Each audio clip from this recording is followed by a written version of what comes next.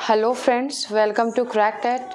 आई am Tanu Shukla. आज हम लोग जीन पियाजे की थियोरी का पार्ट 2 डिस्कस करेंगे। उसमें हम लोग जीन पियाजे के जितने भी स्टेजेस उन्होंने बताए थे अपने थियोरी में, आज हम लोग उसे बहुत अच्छे से डिस्कस करेंगे और उससे संबंधित क्वेश्चंस भी करेंगे। जिन लोगों ने कल की वीडियो नहीं देखी है उसे भी देख लें और आज की भी वीडियो देख लें। इस 2 वीडियो में हम लोग जीन पियाजे को बहुत अच्छे से समझ जाएंगे और उनके कुछ क्वेश्चंस को भी कर लेंगे जो कि प्रीवियस ईयर में आ चुके हैं। आप लोगों के कॉन्सेप्ट अच्छे से क्लियर हो जाएंगे। मैंने बहुत नॉर्मल तरीके से और समझाने की कोशिश की है और सारे की टर्म्स अपने नोट्स में मैंने लिख भी दिए हैं। आप लोगों को रिवीजन करने में भी आसानी होगी। अब और ये जो हम लोग सीटेट के लिए कर रहे हैं, ये जीन पियाजे की जो थियोरी हम कर रहे हैं वो अदर एग्जाम में भी काफ़ी यूज़फुल होगा। अगर आप लोगों को मेरे इस चैनल के कंटेंट पसंद आ रहे हो तो आप मेरे इन वीडियोस को लाइक करें, शेयर करें और चैनल को सब्सक्राइब भी करें। बेल आइकन को भी प्रेस करें ताकि आप लोगों को मेरे इस चैनल के नोटिफिकेशंस मिलते रहें। अब हम चलते हैं अपने थियोरी की तरफ। Thank you so much. हम लोग अपने वेबसाइट पर पहुंच चुके हैं। आप लोग इस वेबसाइट पर जाकर, जो कि डिस्क्रिप्शन बॉक्स में दिया रहेगा, आप वहां से जाकर ये नोट्स ले सकते हैं या फिर आप टेलीग्राम चैनल को, हमारे इस चैनल के टेलीग्राम चैनल को फॉलो करेंगे, अगर ज्वाइन करते हैं तो वहाँ पे भी आपको इसके लिंक मिल जाएंगे। और उसके अलावा आप हमें इंस्टाग्राम पे भी फॉलो कर सकते हैं, फेसबुक ग्रुप भी हमारा ज्वाइन कर सकते हैं। अब हम लोग अपने कल के आधे काम को पूरा करते हैं। हमारा जो जीन पियाजे का थियोरी था, संज्ञानात्मक विकास का सिद्धांत, कॉग्निटिव डेवलपमेंट थियोरी, उसका पार्ट 2 आज हम लोग डिस्कस करेंगे। पार्ट 1 कल के वीडियो में हो गया था और उससे संबंधित हम लोगों ने क्वेश्चंस भी कर लिए थे। आज हम लोग उनके स्टेजेस को करेंगे, जितने भी स्टेज उन्होंने बताए हैं उसे करेंगे और उससे रिलेटेड जितने भी क्वेश्चंस एग्जाम में आए हैं हम लोग उसे भी करेंगे और बहुत ईजिली सॉल्व उसे कर लेंगे। तो अभी हम सिद्धांत पे चलने से पहले मैं आप लोगों को एक बात बता दूं कि क्वेश्चंस किस तरीके से फ्रेम होते हैं स्टेजेस से। तो या फिर स्टेज का नाम दे देगा, उसे क्रम में लगाने के लिए कभी दे सकता है। तो हो सकता है कि स्टेज का नाम दे के उसके ईयर को पूछ लिया जाए, या फिर हो सकता है कि स्टेज का नाम दे दे और उससे संबंधित उस स्टेज की कुछ विशेषताएं दे दिया जाए और उसे मिलाने के लिए भी कभी कभी क्वेश्चंस आ जाते हैं। तो कुल मिलाकर ये स्टेज जो है बहुत ज़्यादा इम्पॉर्टेंट है सीटेट एग्जामिनेशन के लिए। उसके अलावा अदर टेट, जो स्टेट टेट होते हैं, उसमें भी काफ़ी फैक्चुअल टाइप के क्वेश्चंस आ जाते हैं स्टेजेस से। अब हम बढ़ते हैं अपने स्टेजेस की तरफ। पहला है सेंसरी मोटर स्टेज, संवेदी पेशीय अवस्था। संवेदी पेशीय अवस्था मतलब कि ये कितने आयु तक के बच्चों की होती है, हम लोग पहले ही देख चुके हैं। 0 से 2 वर्ष तक के बच्चों की ये होती है। मतलब कि जन्म से 2 वर्ष तक के बच्चे सेंसरी मोटर स्टेज में आते हैं पियाजे के अकॉर्डिंग। तो पहला, इसके हम विशेषताओं पे ही बात करेंगे क्योंकि यही से क्वेश्चन डायरेक्टली बनते हैं। तो पहला क्या है? पहला है कि सेंसेस आर टीचर्स। बच्चे का जो सेंस होता है, जो इंद्रियां होती है, वही बच्चे को सिखाती है। इस स्टेज में उनकी शिक्षक वही होती हैं।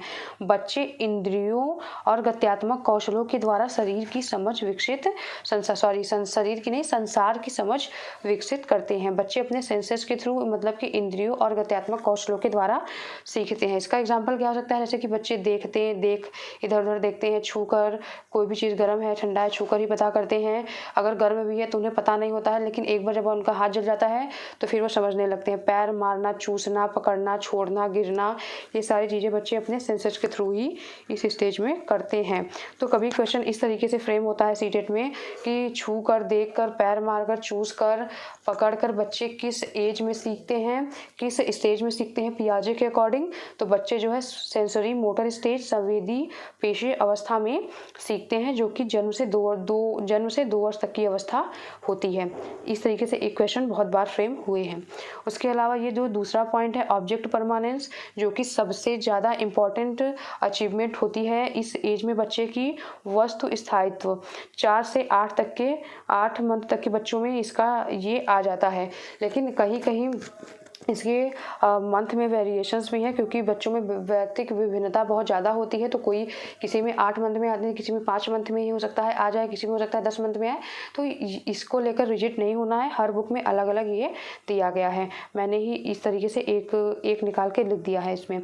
तो ऑब्जेक्ट परमानेंस का हम लोग मतलब समझते हैं, out of mind and out of sight out of mind. मतलब कि कोई भी सामान अगर हमारे सामने नहीं है तो इसका मतलब ये नहीं होता कि हमारा उस सामान का कोई अस्तित्व नहीं है।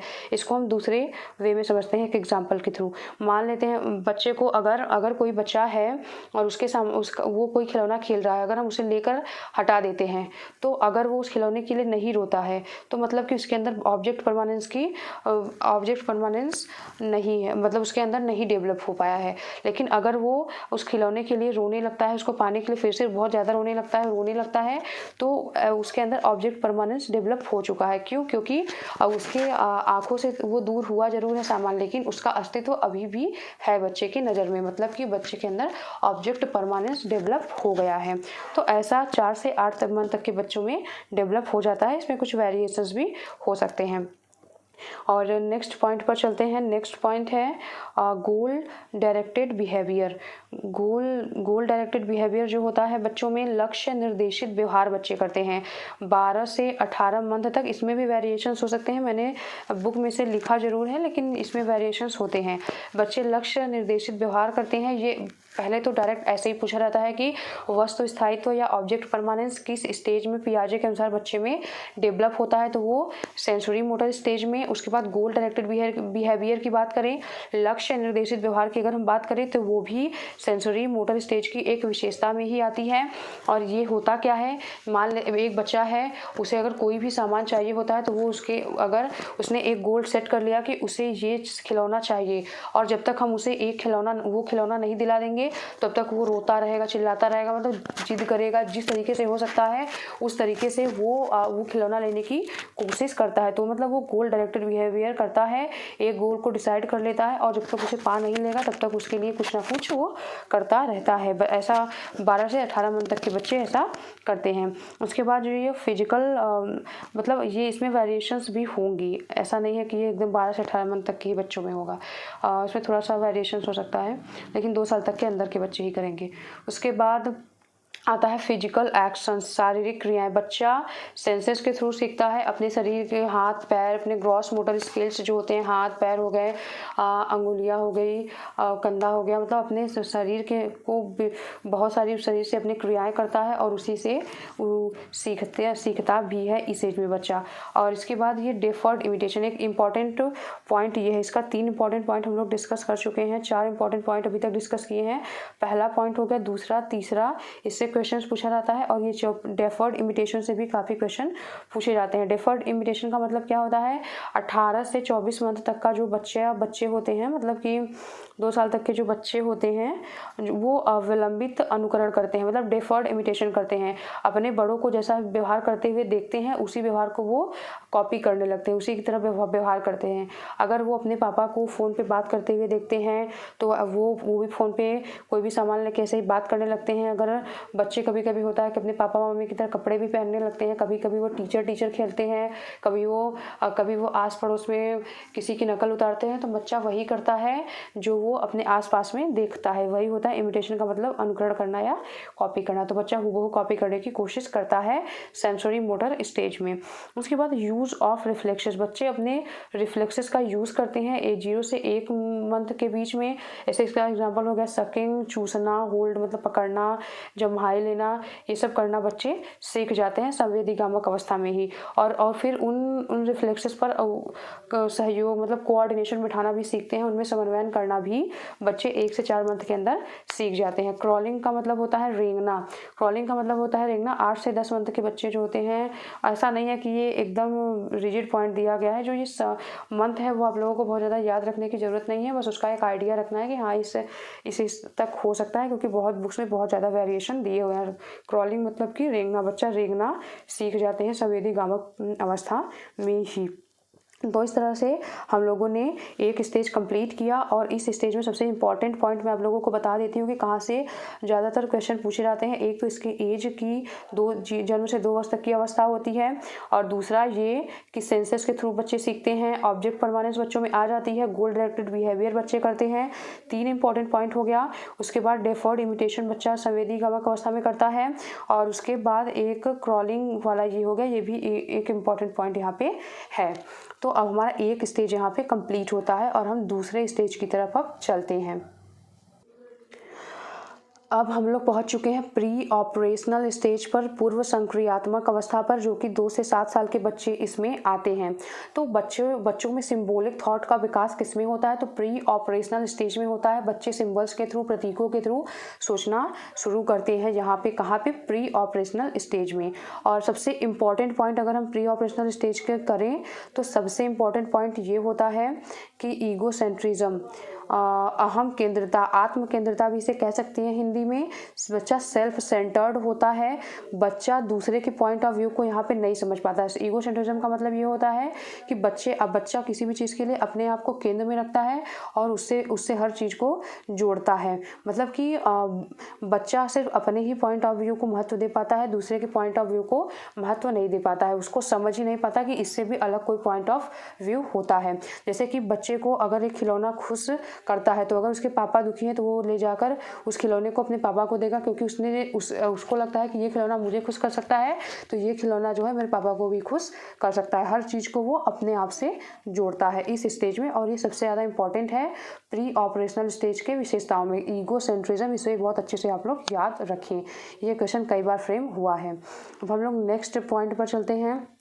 नेक्स्ट पॉइंट है सेंट्रेशन। सेंट्रेशन जो होता है वो भी ईगो सेंट्रिज्म से संबंधित होता है, लेकिन इसमें ये होता है कि कोई भी चीज़ बच्चा देखता है तो उसके सिर्फ एक एस्पेक्ट पर ही विचार कर पाता है, उसके अदर एस्पेक्ट पर विचार वो कभी नहीं कर पाता है। वो सिर्फ एक ही तरीके से किसी भी चीज़ को देख सकता है, ये केंद्रीकरण होता है। तो उसके बाद ये जो मेंटल एक्टिविटीज़ कहाँ से स्टार्ट होती हैं? तो प्री ऑपरेशनल स्टेज से बच्चे में मेंटल एक्टिविटीज़ स्टार्ट हो जाती हैं। बच्चा सोचता है, थोड़ी बहुत तर्क लगाने की भी कोशिश करता है, प्रॉब्लम इधर उधर सॉल्व करने की कोशिश करता है। मतलब थोड़ी थोड़ी तर्क बच्चा है, मतलब सोचना, मेंटल एक्टिविटीज़ बच्चा यहाँ पे करना स्टार्ट कर देता है। और इसके बाद लैंग्वेज डेवलपमेंट पीरियड, इसे हम लैंग्वेज डेवलपमेंट पीरियड क्यों कहते हैं? पहले हम ये देखते हैं कि लैंग्वेज सबसे क्रिटिकल स्टेज जो होती है लैंग्वेज सीखने की, सबसे अच्छी स्टेज हम किसे मानते हैं? तो हम मानते हैं कि अर्ली चाइल्डहुड स्टेज को, जो कि 2 से 6 या 7 वर्ष तक की अवस्था होती है। तो जो हम पियाजे का पूर्व संक्रियात्मक अवस्था है वो भी तो 2 से 7 साल तक की अवस्था है। तो इसे मैंने इसी में मतलब जोड़ दिया है कि अगर कभी क्वेश्चन इस तरीके से फ्रेम किया जाए कि पूर्व संक्रियात्मक अवस्था, प्री ऑपरेशनल स्टेज किस अर्ली चाइल्डहुड से जुड़ा हुआ है, किशोरावस्था से जुड़ा हुआ है, लेटर चाइल्डहुड से जुड़ा हुआ है, किससे जुड़ा हुआ है, तो आप लोग इजीली आंसर कर पाएंगे कि ये अर्ली चाइल्डहुड से जुड़ा हुआ है। इसलिए ये जो यहाँ पे लैंग्वेज भी बच्चा बहुत तेज़ी से सीखता है और बहुत क्रिटिकल अच्छी मतलब बहुत ही संवेदनशील अवस्था होती है कि बच्चे को हम जो लैंग्वेज इस एज में सिखाते हैं बच्चा बहुत जल्दी सीख जाता है यहाँ पे। तो ये लैंग्वेज डेवलपमेंट पीरियड जो बच्चे के लिए सबसे अच्छी पीरियड है वो कौन सी है पियाजे के अकॉर्डिंग? तो पियाजे के अकॉर्डिंग भी प्री ऑपरेशनल स्टेज है और नॉर्मली तो अर्ली चाइल्डहुड पीरियड होता है। उसके बाद सोशल एंड कम्युनिकेटिव, बच्चा यहाँ पे थोड़ा बहुत सामाजिक होने की कोशिश करता है, अपने आस पड़ोस में, अपने घर में लोगों से बात करता है, अपने रिश्तेदारों से बात करता है, तो बच्चा थोड़ा यहाँ सोशल होने की कोशिश करता है। और बच्चे में इरिवर्सिबिलिटी, ये बहुत ज़्यादा इंपॉर्टेंट है। ये तीनों टर्म्स जो हो गए, इरिवर्सिबिलिटी और ट्रांसडक्टिव थॉट या रीजनिंग और एनिमिज्म, ये तीनों ही लिमिटेशंस है। ये जो तीनों हैं वो सीमाएं हैं प्री ऑपरेशनल स्टेज की। तो ये तीनों सीमाएं हैं। इरिवर्सिबिलिटी जो होती है, अपलटावी का गुण बच्चे में प्री ऑपरेशनल स्टेज में आता है। इसका एक एग्जांपल ये है कि हम मान लीजिए हम बच्चे को 1 से 100 तक की गिनती सिखा देते हैं, लेकिन बच्चा 100 से 1 तक में जाने में सक्षम नहीं होता। इस स्टेज में उसे बहुत ज़्यादा प्रॉब्लम होती है। तो ये जो इरिवर्सिबिलिटी है कि जो भी चीज़ें इस तरीके से चली आई वो इस तरीके से कैसे जाएंगी, वो ऐसा नहीं कर पाता है इस स्टेज में, प्री ऑपरेशनल स्टेज में उसे बैक रिवर्स नहीं ले जा पाता है। और उसके बाद हम ट्रांसडक्टिव थॉट पर आएंगे। तो ये जो ट्रांसडक्टिव थॉट है उसका मतलब ये है कि बच्चे ट्रांसडक्टिव रीजनिंग में बच्चा कारण और परिणाम में कॉज एंड इफेक्ट में सही रिलेशन नहीं बैठा पाता है। मतलब कि बच्चा दो सेपरेट सिचुएशंस को एक दूसरे से जोड़ने की कोशिश करता है, जिससे कि उन दोनों का कोई रिलेशन नहीं होता है। इसको हम एक एग्जांपल से समझते हैं कि बच्चा यहाँ पे फॉल्स रीजनिंग लगाता है। अगर एक वर्ड में से कहें तो हम बच्चा यहाँ पे फॉल्स रीजनिंग लगाने की कोशिश करता है। दो इवेंट्स जो एक दूसरे से एकदम ही मैच नहीं करते, उन्हें जोड़ने की कोशिश करता है। एक एग्जांपल हम लेते हैं, मान लेते हैं एक बच्चे के सामने एक कुत्ता बहुत तेजी से भौंकता है और उसी समय एक बैलून फट जाता है।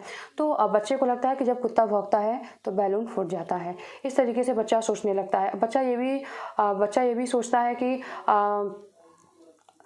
बादल इसलिए वाइट है क्योंकि उसे पेंट कर दिया गया है। मतलब बच्चा कुछ भी यहाँ पे गलत कुछ भी इधर उधर के रीजनिंग इस एज में बच्चा प्री ऑपरेशनल स्टेज में लगाता है। और उसके बाद एनिमिज्म पे हम आ जाते हैं। ये तीनों जो है वो लिमिटेशंस है प्री ऑपरेशनल स्टेज के। एनिमिज्म पे हम आ जाते हैं। एनिमिज्म का मतलब क्या होगा? जीववाद होता है। जीववाद का मतलब ये हो गया कि बच्चा निर्जीव चीज को भी, नॉन लिविंग थिंग्स को भी सजीव समझने लगता है, लिविंग थिंग्स समझने लगता है। जैसे कि बच्चे को चोट लग जाती है अगर किसी टेबल से, तो बच्चा अगर कोई इस टेबल को मार देता है तो बच्चा चुप हो जाता है। बच्चे को लगता है कि उसने मुझे मारा तो उसको भी अब चोट किसी के मारने से लग गई है। या फिर बच्चा इस तरीके का रीजनिंग लगाता है कि तारे इसलिए टिमटिमाते हैं क्योंकि वो खुश हैं। या फिर बच्चा कुछ इस तरह का सोच लेता है कि हम चल रहे हैं, हमारे साथ चांद भी चल रहा है। बच्चा इस तरह का भी कभी सोचता है कि हम लोग जैसे कभी ट्रेन में जाते हैं तो बच्चा देखता है कि हम भी चल रहे हैं, और अगर पेड़ मतलब हम जंगलों से होकर गुजरते हैं तो फिर बच्चे को लगता है कि हमारे साथ पेड़ भी चल रहे हैं। तो बच्चा यहाँ पे निर्जीव चीज़ों को भी सजीव समझने लगता है यहाँ पे। तो ये जो तीनों चीज़ें हैं वो क्या हैं? वो लिमिटेशन है प्री ऑपरेशनल स्टेज का। तो हम लोग एक बार फिर से देख लेते हैं, एक बार प्री ऑपरेशनल स्टेज जल्दी में। तो देखते हैं कि प्री ऑपरेशनल स्टेज में सबसे इंपॉर्टेंट है ईगोसेंट्रिज्म। बच्चा अपने को ही केंद्र मानता है। उसके बाद सेंट्रिज्म हो गया, लगभग सेमी होती है। फिर लैंग्वेज डेवलपमेंट का भी ये पीरियड होता है। उसके अलावा इरिवर्सिबिलिटी, ट्रांसडक्टिव रीजनिंग हो गया और एनिमिज्म, ये तीनों ही मोस्ट इंपॉर्टेंट है इस। और ईगोसेंट्रिक भी लेकर ये चारों ही मोस्ट इंपॉर्टेंट है। इससे काफ़ी टाइम क्वेश्चन बने हुए हैं। अब हम चलते हैं थर्ड स्टेज की तरफ, अब उसको पढ़ते हैं। अब हम लोग थर्ड स्टेज पर पहुंच चुके हैं, और जो ये थर्ड स्टेज है ये है कॉन्क्रीट ऑपरेशनल स्टेज, मूर्त संक्रियात्मक अवस्था। 7 से 11 साल तक के बच्चे इसमें आते हैं।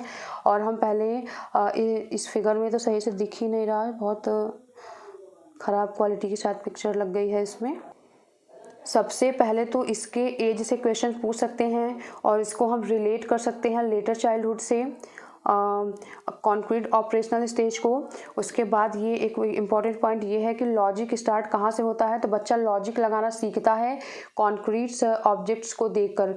मूर्त वस्तुओं के संबंध में बच्चा यहाँ पे लॉजिक लगाता है, तार्किक तरीके से सोचने की शुरुआत करता है। अगर कोई खिलौना उसको दिखाते हैं तो वो उसे देखता है, उसे तोड़ता है, फिर बनाता है, ये कैसे बना है। तो ये सारी चीज़ें बच्चे इस स्टेज में करने लगते हैं। और उसके बाद रिवर्सिबल थिंकिंग जो होती है, रिवर्सिबल थिंकिंग मतलब कि पलटावी का गुण बच्चे में यहाँ पे विकसित हो जाता है। प्रोसेस कैन बी अनडन, मतलब कि अगर हम उसे 1 से 100 तक की गिनती सिखाते हैं तो 100 से 1 तक भी वो यहाँ पे जा पाएगा। उसका एक दूसरा एग्जांपल ये है कि water to ice and ice to water, अगर बर्फ को पानी में बदला जा सकता है तो पानी को बर्फ में भी बदला जा सकता है।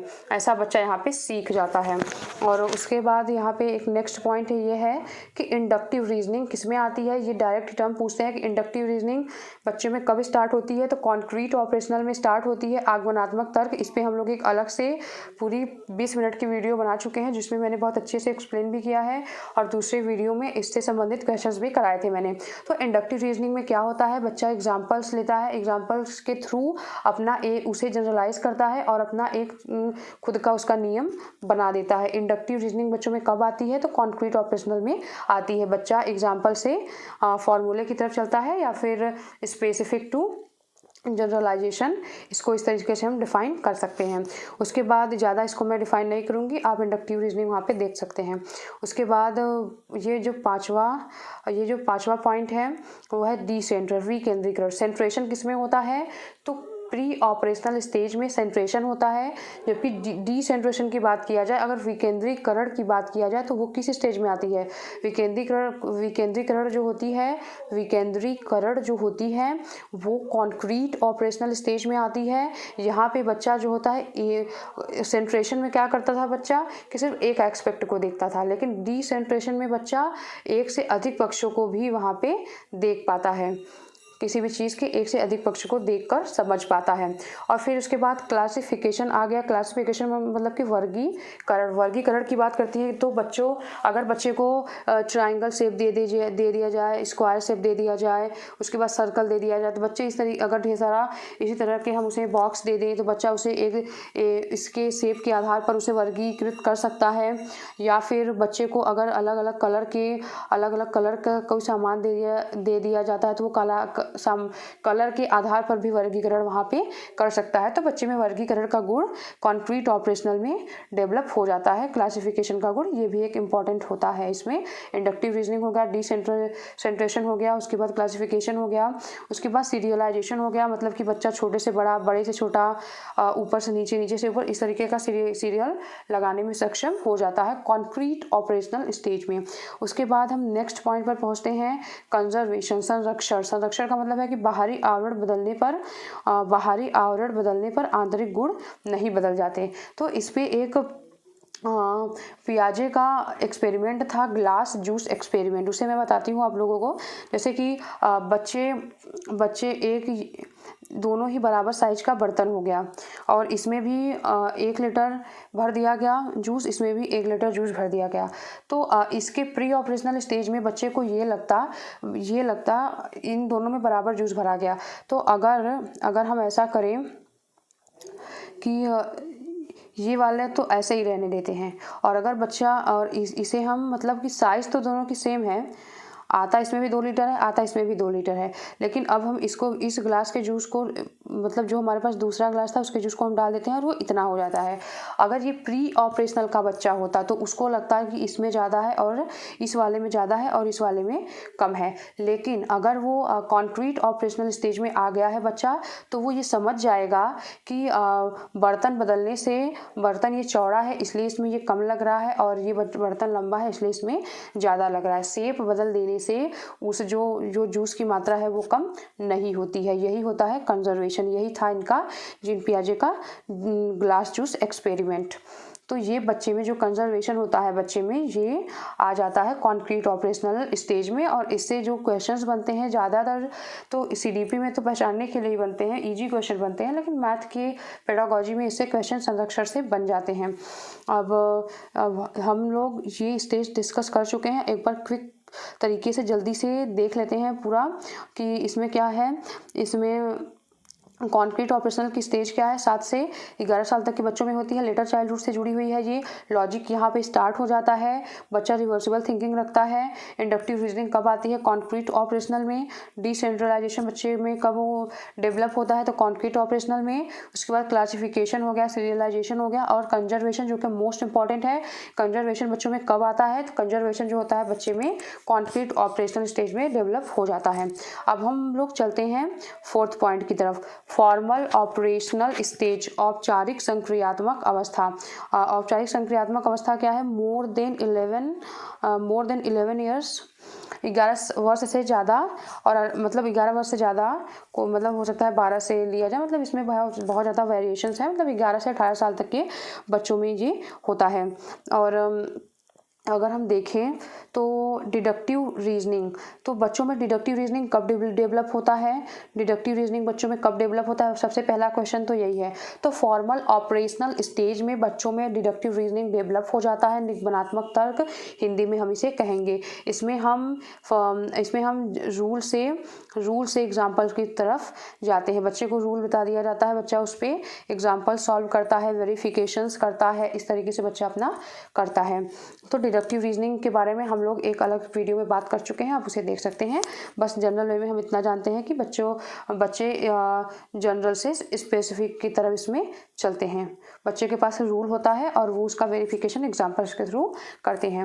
अब उसके बाद नेक्स्ट पॉइंट पे पहुंचते हैं। ये एक इम्पॉर्टेंट टर्म है फॉर्मल ऑपरेशनल का, औपचारिक संक्रियात्मक अवस्था का। उसके बाद दूसरा पॉइंट है हाइपोथेटिकल रीजनिंग, या फिर इन दोनों को मिलाकर भी कभी कभी देता है कि हाइपोथेटिकल डिडक्टिव रीजनिंग, ऐसे भी मिलाकर दे सकता है। तो ये दोनों ही टर्म्स किसमें यूज हुए हैं, फॉर्मल ऑपरेशनल स्टेज में यूज हुए हैं। हाइपोथेटिकल का मतलब ये होता है कि संकल्पनात्मक तर्क, हिंदी में इसे कहेंगे। कभी कभी ये होता है कि कुछ चीज़ें ऐसी होती हैं जिनका रियलिटी से संबंध नहीं होता, उन्हें हम तर्क के आधार पर माना की करके उन्हें इस तर्क पर मानकर उसका आंसर निकालते हैं। ये हाइपोथेटिकल थिंकिंग सबसे ज़्यादा यूज़ मैथ और रीजनिंग में, मैथ में हो गया, रीजनिंग में हो गया, उसके अलावा साइंस में यूज़ हम करते हैं। इसका रियलिटी हमारे ये ज़्यादातर ये रियलिटी का विरोध भी कभी कभी कर देता है। जैसे कि रीजनिंग का ये क्वेश्चन ले कि कभी ऐसा होता है कि कभी कभी इस तरीके के क्वेश्चंस भी आते हैं रीजनिंग में। माना कि ये पानी है, पानी को आसमान मान लिया, आसमान को बादल मान लिया, बादल को कुछ मान लिया, तो इसके आधार पर जो हम आंसर निकालते हैं तो वो hypothetical reasoning based question answer वो हो जाते हैं। मतलब हाइपोथेटिकल का मतलब यही हुआ कि उसका रियलिटी से संबंध कम ही होता है और उसको हम मान कर आंसर निकाल लेते हैं। उसके बाद हम नेक्स्ट पॉइंट पर चलते हैं। इस तरीके का जो विचार है बच्चों में, थिंकिंग है, वो कब आती है, तो फॉर्मल ऑपरेशनल स्टेज में बच्चे में इस तरह की थिंकिंग डेवलप हो जाती है। और थिंक अब्स्ट्रैक्टली, अमूर्त चिंतन, बच्चे में जो अमूर्त चिंतन होता है वो कब डेवलप होता है। मूर्त चिंतन तो बच्चे में कॉन्क्रीट ऑपरेशनल में डेवलप हो रहा है, लेकिन अमूर्त चिंतन बच्चे में अमूर्त चिंतन बच्चों में कब डेवलप होता है, तो अमूर्त चिंतन बच्चों में फॉर्मल ऑपरेशनल स्टेज में डेवलप हो जाता है। उसके बाद सेल्फ आइडेंटिटी, बच्चे स्वयं की पहचान करते हैं और बच्चे अपना सेल्फ कॉन्सेप्ट भी बनाते हैं और अपनी पहचान बनाने की भी यहाँ पे कोशिश करते हैं। और उसके अलावा सोशल रिलेशनशिप में काफ़ी एक्टिव हो जाते हैं बच्चे इस एज में। अपने दोस्त अच्छा बनाते हैं, बाहरी लोगों से अच्छा संबंध भी रखने की कोशिश करते हैं। उसके अलावा इंडक्टिव और डिडक्टिव रीजनिंग का भी साथ में यूज़ करने लगते हैं। डाइवर्जेंट और कन्वर्जेंट थिंकिंग का भी साथ में यूज़ करने लगते हैं। और उसके बाद नेक्स्ट पॉइंट है यहाँ पे सिस्टमेटिक अप्रोच। बच्चा जो है जो भी सोच यहाँ पे रखता है, जो भी कुछ करता है वो सिस्टमेटिक अप्रोच से करने की कोशिश करता है। और उसके अलावा एक्सपेरिमेंटेशन एंड वेरिफिकेशन, तो यहाँ पे बच्चा इंडक्टिव और डिडक्टिव का साथ में यूज़ कर रहा है। तो मतलब इंडक्टिव का यूज़ कर रहा है मतलब एक्सपेरिमेंट बहुत सारी चीज़ों पर कर रहा है, फिर उसके बाद उसका एक रूल निकालता है, फिर उसका वेरिफिकेशन भी करता है। तो इस तरीके से बच्चा एक्सपेरिमेंटेशन प्रयोग करता है और उसका वेरिफिकेशन भी करता है। तो किस स्टेज में करता है, तो फॉर्मल ऑपरेशनल स्टेज में। फॉर्मल ऑपरेशनल स्टेज में सबसे ज़्यादा इंपॉर्टेंट ये है कि यहाँ पे हाइपो डिडक्टिव थिंकिंग या रीजनिंग होती है। डिडक्टिव रीजनिंग हो गया और उसके बाद हाइपोथेटिकल रीजनिंग हो गया। ये और थिंक अब्स्ट्रैक्टली, इस तरीके के क्वेश्चंस काफ़ी फ्रेम हुए हैं सीटेट में ये। और उसके बाद इंडक्टिव और डिडक्टिव दोनों का यूज़ करने लगते हैं बच्चे किस स्टेज में, तो फॉर्मल ऑपरेशनल स्टेज में बच्चे यूज़ करते हैं। ऐसे क्वेश्चंस काफ़ी टाइम आ चुके हैं। अब हम लोग चलते हैं नेक्स्ट पॉइंट की तरफ। अब हमारा ये जो पियाजे की थियरी है वो ख़त्म ही होने वाली है। Development leads learning. डेवलपमेंट, इनके अकॉर्डिंग क्या होता है कि डेवलपमेंट पहले होगा और डेवलपमेंट होता जाएगा और हमारी लर्निंग भी होती जाएगी। और जबकि हम वाइगॉत्स्की में क्या देखे थे, वाइगॉत्स्की ने कहा था कि हमारी लर्निंग होती जाएगी और वो डेवलपमेंट भी होता जाएगा, मतलब कि लर्निंग के बाद डेवलपमेंट होता है। और जबकि पियाजे ने क्या कहा था, डेवलपमेंट होता जाएगा, डेवलपमेंट लीड करेगा लर्निंग को, डेवलपमेंट से लर्निंग हो जाएगी। और उसके बाद इन्होंने एज पर बहुत ज़्यादा इंपॉर्टेंस दिया था, इसे हम लोगों ने देखा था। और एक पॉइंट में हम लोगों ने ये भी देखा था इनके स्टेजेस के बारे में कि वो यूनिवर्सल हैं, सभी सोसाइटी में लगती हैं, चाहे वो इंडिया हो, चाहे चाइना हो, चाहे यूएसए हो, चाहे यूके हो, कहीं का भी समाज हो, वहाँ पे जो विकास होता है, जो संज्ञानात्मक विकास होता है वो इन्हीं स्टेजेस में होता है, क्रमबद्ध स्टेज में होता है, जैसा कि पियाजे ने बताया है ऐसा उन्होंने कहा है, और जो कि जिसके आधार पर उनकी काफ़ी आलोचना भी की गई थी। और इसके बाद एक पॉइंट यहाँ से डायरेक्ट क्वेश्चन बनते हैं कि यहाँ से कि यहाँ इनके अकॉर्डिंग, पियाजे के अकॉर्डिंग डेवलपमेंट पहले होता है या फिर लर्निंग पहले होती है। तो पियाजे के अकॉर्डिंग डेवलपमेंट लीड करेगा लर्निंग को, मतलब डेवलपमेंट होगा फिर लर्निंग होगा। और उसके बाद दूसरा एक क्वेश्चन ये भी फ्रेम होता है कि थॉट जो विचार हैं और भाषा, थॉट मतलब कि विचार पहले आता है कि भाषा पहले आती है। एक तरीके से ये भी ऐसा भी क्वेश्चन फ्रेम होता है कि पियाजे के शब्दों में, पियाजे के अकॉर्डिंग थॉट पहले आता है या लैंग्वेज पहले आती है।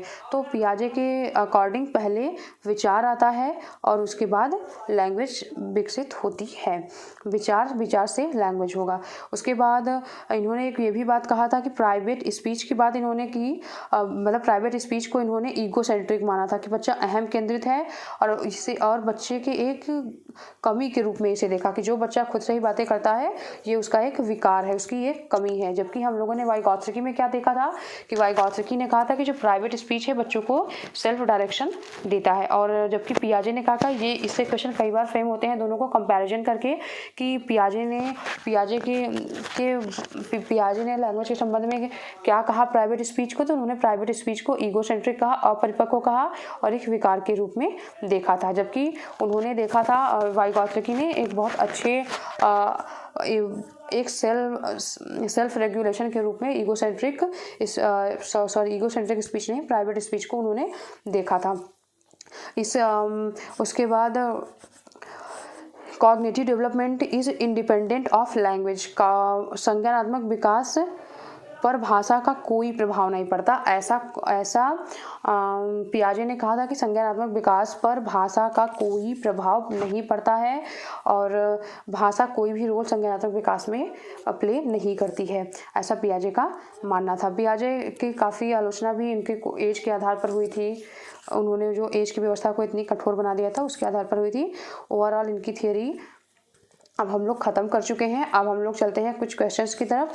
अगर आप लोगों के कुछ डाउट बचे हुए हैं तो आप लोग कमेंट बॉक्स में लिख सकते हैं, और अभी क्वेश्चन से शायद वो सारे डाउट्स क्लियर भी हो जाएं आप लोगों के। अब चलते हैं क्वेश्चंस की तरफ। आज का हमारा पहला क्वेश्चन है, which of the following figures correctly represents the development according to Piaget's developmental theory. पियाजे के विकासात्मक सिद्धांत के परिप्रेक्ष्य में निम्नलिखित में से कौन सा आरेख विकास को समुचित रूप से स्पष्ट करता है। तो इसका हम लोगों ने आंसर देखा था कि जो डेवलपमेंट है वो डिसकॉन्टिन्यूस तरीके से होता है, और डिसकॉन्टिन्यूस तरीके को यही रिप्रेजेंट कर रहा है। ये तो एकदम ही सीधे तरीके से दिखा रहा है, और ये पहले बढ़ रहा है फिर घट रहा है, ऐसा नहीं होता। आयु बढ़ती जाती है और डेवलपमेंट होता जाता है। और हम नेक्स्ट पे चलते हैं। दूसरा क्वेश्चन है, which of the following stages are involved when infants think with their eyes, ears and hands. 1 वर्ष तक के शिशु जब आँखें, कान और हाथों के द्वारा सोचते हैं तो निम्नलिखित में से कौन सा स्तर होता है। तो फॉर्मल ऑपरेशनल स्टेज, अमूर्त संक्रियात्मक अवस्था, कॉन्क्रीट ऑपरेशनल स्टेज, मूर्त संक्रियात्मक अवस्था, प्री ऑपरेशनल स्टेज, पूर्व संक्रियात्मक अवस्था, सेंसरी मोटर स्टेज, इंद्रिय जनित गामक अवस्था। आप लोगों को समझ में आ ही गया होगा कि जब हम हाथ, कान, नाक से सीखते हैं तो वो किस में सीखते हैं, तो सेंसरी मोटर स्टेज में हम ऐसे इसे सीखते हैं, इंद्रिय जनित गामक अवस्था। इस तरीके से स्टेजेस से क्वेश्चंस आते हैं। अब हम तीसरे क्वेश्चन पर चलते हैं। अब हम तीसरे क्वेश्चन पर आ गए हैं। तीसरा क्वेश्चन ये कह रहा है कि one of the major accomplishments of concrete operational stage is. निम्नलिखित में से कौन सा मूर्त क्रियात्मक अवस्था के प्रमुख कौशलों में से एक है। पहला है एनिमिस्टिक थिंकिंग, सजीवात्मक चिंतन, ये तो इसमें है नहीं क्योंकि ये प्री ऑपरेशनल स्टेज में है। उसके बाद दूसरा है एबिलिटी टू कंजर्व, यही आंसर होगा। क्यों? क्योंकि सुरक्षित रखने की जो योग्यता है, कंजर्वेशन जो होता है, वो कॉन्क्रीट ऑपरेशनल में बच्चों में डेवलप हो जाता है। और तीसरा अगर हम देखें तो hypothetical deductive reasoning formal operation में आता है, ऑपरेशनल स्टेज में आता है, तो ये भी नहीं होगा। उसके बाद सेकेंडरी सर्कुलर रिएक्शंस, तो इसकी तो कहीं पे उन्होंने बात ही नहीं की है। अब हम फोर्थ क्वेश्चन पर चलते हैं। फोर्थ क्वेश्चन है फोर्थ क्वेश्चन है कंस्ट्रक्टिविस्ट सच एज जीन पियाजे and Lev Vygotsky view learning as. Jean पियाजे और लेव वाइगोत्स्की जैसे संरचनावादी अधिगम को किस रूप में देखते हैं? तो पहला है एक्विजिशन ऑफ स्किल्स, कौशलों के अर्जन के रूप में नहीं, क्योंकि कंस्ट्रक्टिविस्ट कौशलों का अर्जन नहीं करवाते। कंडीशनिंग की बात तो ये लोग करते नहीं, क्योंकि ये व्यवहारवादी करते हैं। उसके बाद पैसिव रिपीटेटिव प्रोसेस, निष्क्रिय आवृत्ति प्रक्रिया की भी इन्होंने बात नहीं की। Process of meaning making by active engagement, सक्रिय विनियोजन से अर्थ निर्माण की प्रक्रिया, क्योंकि अर्थ निर्माण करने की जो प्रक्रिया होती है, बच्चे जो खुद से नॉलेज को कंस्ट्रक्ट करते हैं, वही कंस्ट्रक्टिविज्म में दोनों में लेव वाइगोत्स्की ने भी यही कहा और जीन पियाजे ने भी सेम कंस्ट्रक्टिविज्म के बारे में कहा कि बच्चे अपने ज्ञान का निर्माण स्वयं से करते हैं। अब हम नेक्स्ट पॉइंट पर चलते हैं। जो नेक्स्ट क्वेश्चन है वो हम देखते हैं कि which of the following behaviours characterized by concrete operational stage as proposed by Jean पियाजे। निम्नलिखित व्यवहारों में से कौन सा जीन पियाजे के द्वारा प्रस्तावित मूर्त संक्रियात्मक अवस्था को विशेषित करता है? पहला है हाइपोथेटिकल डिडक्शन रीजनिंग, ये तो फॉर्मल ऑपरेशनल में आता है, तो ये तो पहला ही गलत हो गया। कॉन्क्रीट के बारे में यहाँ पे पूछा गया है। कंजर्वेशन एंड क्लास इंक्लूजन, ये आंसर यहाँ पे सही होगा, क्योंकि संरक्षण और कक्षा समावेशन की बात हम लोगों ने मूर्त संक्रियात्मक अवस्था में कर ली है। उसके बाद डेफर्ड इमिटेशन को देखें और ऑब्जेक्ट परमानेंस, तो ये सेंसरी मोटर स्टेज संवेदी गामक अवस्था की विशेषता है दोनों, तो ये भी नहीं होगा। उसके बाद make believe play irreversibility of thought जो है ये प्री ऑपरेशनल का विशेषता है, तो ये भी पूर्व संक्रियात्मक अवस्था की विशेषता है, तो ये भी आंसर नहीं होगा। तो इस तरीके से इसका आंसर क्या हो जाएगा? कंजर्वेशन हो जाएगा, संरक्षण हो जाएगा, दूसरा नंबर का आंसर इसका हो जाएगा। अब हम नेक्स्ट क्वेश्चन की तरफ चलेंगे। अब हमारा जो क्वेश्चन है वो है according to Jean Piaget's theory of cognitive development hypothetical deductive reasoning develops during. Jean पियाजे के संज्ञानात्मक विकास के सिद्धांत के अनुसार परिकल्पित निगमनात्मक तर्क किस अवधि में विकसित होता है? पहला है सेंसरी मोटर स्टेज, इसमें तो होता नहीं, संवेदी चालक अवस्था में तो नहीं होता। उसके बाद प्री ऑपरेशनल में भी नहीं होता, पूर्व संवेदी अवस्था में भी नहीं होता, कॉन्क्रीट ऑपरेशनल में भी नहीं होता, मूर्त संक्रियात्मक में भी नहीं होता। फॉर्मल ऑपरेशनल स्टेज में होता है। अमूर्त संक्रियात्मक अवस्था जो होती है, औपचारिक संक्रियात्मक अवस्था जो होती है, उसमें हाइपोथेटिकल रीजनिंग आप बच्चों में आ जाती है, तो ये इसका आंसर क्या हो जाएगा? चौथा हो जाएगा। अब हम लोग नेक्स्ट की तरफ चलते हैं। ये क्वेश्चन एक दिया गया है, drawing implications from Piaget's theory of cognitive development, a teacher of grade 6 to 8 in his classroom should। पियाजे के संज्ञानात्मक विकास के सिद्धांत से निहितार्थ निकालते हुए एक ग्रेड 6 से 8 के शिक्षक को अपनी कक्षा में क्या करना चाहिए? डिस्करेज वर्ड ही यहाँ पे नेगेटिव हो गया, डिस्करेजमेंट की तो इन्होंने कभी बात ही नहीं की, हतोत्साहित को। Discourage use of logical argument, तो यहाँ तो ये पहला ही गलत हो गया, ये तो नहीं होगा। डिस्करेज करने की बात पियाजे ने कही ही नहीं, उन्होंने ये हमेशा ये नेगेटिव में जा रहा है, तो इसलिए ये आंसर तो नहीं होगा।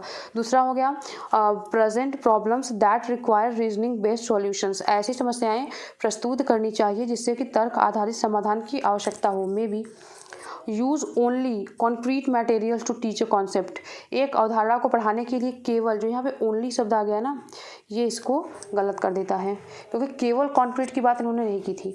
और rely solely on prescribed syllabus, केवल निर्धारित पाठ्यक्रम पर निर्भर रहना चाहिए, तो केवल यहाँ पे भी आ गया है, तो यहाँ पे भी आ गया, तो ये गलत ही हो गया है ये क्वेश्चन। तो ये क्वेश्चन ये तो आंसर नहीं होगा। तो इसका आंसर क्या होगा? इसका आंसर होगा कि present problems that require reasoning based solutions, ऐसी समस्याएं प्रस्तुत करनी चाहिए जिसमें कि तर्क आधारित समाधान की आवश्यकता हो। हमारा जो नेक्स्ट क्वेश्चन है वो ये कह रहा है कि the concept of object permanence, यहाँ पे ऑब्जेक्ट परमानेंस वाला क्वेश्चन आ गया, is attained during the Piaget's stage of development, किसी वस्तु के स्थायित्व की अवधारणा पियाजे के विकास के किस चरण में होती है, कि किस स्टेज में होती है? ऑब्जेक्ट परमानेंस हम लोगों ने सबसे पहले चरण में ही बात कर ली थी कि सेंसरी मोटर स्टेज में ऑब्जेक्ट परमानेंस बच्चों में डेवलप होने लगता है। प्री ऑपरेशनल में नहीं होता, पूर्व परिचालन में नहीं होता, कॉन्क्रीट ऑपरेशनल में भी नहीं होता, मूर्त परिचालन में नहीं होता, फॉर्मल ऑपरेशनल में नहीं होता, औपचारिक परिचालन में भी नहीं होता है। इसका आंसर हो गया ए। अब हम नेक्स्ट की तरफ चलते हैं। सेम टू सेम क्वेश्चन, यही ऑब्जेक्ट परमानेंस वाला क्वेश्चन ही 2012 में भी फ्रेम किया गया, सेम टू सेम क्वेश्चन है और इसका आंसर भी सेंसरी मोटर स्टेज हो जाएगा, संवेदी प्रेरक अवस्था या चरण हो जाएगा इसका आंसर। एक क्वेश्चन ये भी दिया गया कि an important characteristics of formal operational stage of mental development is, मानसिक विकास की औपचारिक संक्रियात्मक अवस्था की मुख्य विशेषता है। मतलब जो चौथा स्टेज पियाजे ने बताया था औपचारिक संक्रियात्मक अवस्था, उसकी मुख्य विशेषता क्या है? ऑब्स्ट्रैक्ट थिंकिंग, ये तो डायरेक्ट ही आंसर में मिल गया। अमूर्त चिंतन है क्योंकि बच्चा इसमें हाइपोथेटिकल डिडक्शन भी अपना रीजनिंग का यूज करने लगता है। कॉन्क्रीट थिंकिंग, कॉन्क्रीट ऑपरेशनल में स्टार्ट हो जाती है। सोशल थिंकिंग, ये कोई थिंकिंग की बात ऐसी नहीं कि ईगोसेंट्रिक बिहेवियर बच्चा कब करता है? तो बच्चा जो ईगोसेंट्रिक बिहेवियर है वो प्री ऑपरेशनल स्टेज में करता है, इसलिए ये भी आंसर नहीं होगा, इसका आंसर फर्स्ट वाला हो जाएगा। ये वाला इस तरीके का क्वेश्चन हम लोग एक बार डिस्कस कर चुके हैं कि बच्चा जब सोचता है आँख से, कान से, हाथ का नाक से सोचते हैं तो बच्चे किस स्टेज में होते हैं? तो हमें डायरेक्टली इसका आंसर पता चल गया है कि सेंसरी मोटर स्टेज में, इंद्रिय गामक अवस्था में। ये क्वेश्चन शायद रिपीट हुआ है या फिर 2 बार एग्जाम में आया है। एक क्वेश्चन ये है कि according to Piaget's theory which one out of the following will not influence one's cognitive development. पियाजे के सिद्धांत के अनुसार निम्नलिखित में से कौन सा व्यक्ति के संज्ञानात्मक विकास को प्रभावित नहीं करेगा? तो हम लोगों ने डायरेक्टली इसका एक पॉइंट ही लिखा है अपने में, लैंग्वेज जो है वो संज्ञानात्मक विकास को भाषा प्रभावित नहीं करेगा। अब हम नेक्स्ट क्वेश्चन पर चलते हैं। Development of the capacity for abstract scientific thinking is a characteristic of, अमूर्त वैज्ञानिक चिंतन के लिए क्षमता का विकास निम्नलिखित अवस्थाओं में से किसकी एक विशेषता है? तो सेंसरी मोटर स्टेज की नहीं, प्री ऑपरेशनल की नहीं, कॉन्क्रीट की नहीं। यहाँ पे अमूर्त की बात की गई है, अमूर्त वैज्ञानिक चिंतन, ऑब्स्ट्रैक्ट साइंटिफिक थिंकिंग, इसकी बात की गई है। तो ये जो होता है वो फॉर्मल ऑपरेशनल स्टेज में आता है, औपचारिक संक्रियात्मक अवस्था में ये डेवलप हो जाता है। अब हम चलेंगे नेक्स्ट क्वेश्चन की तरफ। According to Piaget, a child between 2 to 7 years is the stage of cognitive development. पियाजे के अनुसार 2 से 7 वर्ष के बीच का एक बच्चा संज्ञानात्मक विकास की किस अवस्था में है? इसमें इसके ईयर्स से भी क्वेश्चन बन सकते हैं कि कौन सा स्टेज किस उम्र तक, किस वर्ष तक के है। तो 2 से 7 वर्ष तक की अवस्था, पहले तो जो हम पूर्व संक्रियात्मक है यही आंसर हो जाएगा। प्री ऑपरेशनल स्टेज ये होता है 2 से 7 वर्ष तक की अवस्था। उसके बाद संवेदी गामक जो होता है जन्म से 2 वर्ष तक की अवस्था। मूर्त संक्रियात्मक होता है 7 से 11 वर्ष तक की अवस्था। और औपचारिक संक्रियात्मक 11 से 18 वर्ष तक की अवस्था होता है। तो हमें ये चारों का स्टेज का और उसके अवस्थाओं का समय भी याद होना चाहिए। अब हम चलते हैं नेक्स्ट की तरफ। According to Jean Piaget, which of the following is necessary for learning? Necessary for learning, Jean पियाजे के अनुसार अधिगम के लिए क्या आवश्यक है? पहला है active exploration of the environment by the teacher, शिक्षार्थी के द्वारा पर्यावरण की सक्रिय खोजबीन, ये हो सकता है मे बी। ऑब्जर्वेशन की तो उन्होंने बात ही नहीं की, ऑब्जर्वेशन की बात बंडीवरा ने की। उसके बाद बिलीफ इन इमेनेंट जस्टिस, ईश्वरीय न्याय पर विश्वास, ऐसे भी इन्होंने कोई बात नहीं की। इसके बाद reinforcement bye teachers and parents, तो रीइंफोर्समेंट की बात भी व्यवहारवादियों ने की, इन्होंने नहीं किया। शिक्षकों और माता पिता के द्वारा पुनर्बलन, इसको भी उन्होंने कोई बात नहीं की। एक क्वेश्चन ये है कि निम्नलिखित में से कौन सा कथन भाषा और विचार के बारे में पियाजे और वाइगॉत्स्की के दृष्टिकोण का सही वर्णन करता है? तो पियाजे और वाइगॉत्स्की के बारे में सही वर्णन कौन सा कर रहा है देखते हैं। Both view language as emerging from the child's thought, दोनों भाषा को बच्चों के विचारों से जन्म लेते हुए मानते हैं, ऐसा तो नहीं है, ऐसा तो उन्होंने नहीं माना था। उसके बाद according to Vygotsky thought emerge first and according to पियाजे language has profound effect on thought, जबकि पियाजे ने थॉट को पहले माना था। तो वाइगॉत्स्की के अनुसार पहले विचार जन्म लेता है और पियाजे के अनुसार भाषा का विचार पर भारी प्रभाव पड़ता है। ऐसा तो पियाजे ने नहीं कहा और वाइगॉत्स्की ने भी नहीं कहा। उसके बाद अकॉर्डिंग टू पियाजे thought emerge first and according to Vygotsky language has a profound effect on thought. यही बात सही है, जैसा कि हम लोगों ने पढ़ा भी था कि पियाजे के अनुसार विचार पहले जन्म लेगा, थॉट पहले आएगा, और वाइगॉत्स्की के अनुसार भाषा का जब हम दूसरों से इंटरेक्ट करते हैं, भाषा के माध्यम से इंटरेक्ट करते हैं और उसका हमारे कॉग्निटिव डेवलपमेंट पर बहुत ज़्यादा प्रभाव पड़ता है, ये हम लोगों ने देखा था। उसके बाद both view thought as emerging from child's language, दोनों मानते हैं कि बच्चे की भाषा से विचार जन्म लेता है, ये भी नहीं है। इसका आंसर हो जाएगा 3।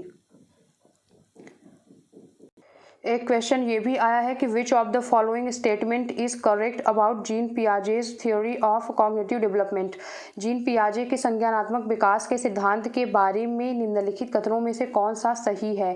पहला है the sequence of stage can vary according to the cultural context of children. बच्चों के सांस्कृतिक आधार के अनुसार इन चरणों का क्रम बदला जा सकता है, जबकि इन्होंने चरणों को फिक्स्ड बताया था, तो ये तो नहीं होगा आंसर। सही कथन पूछा है यहाँ पे।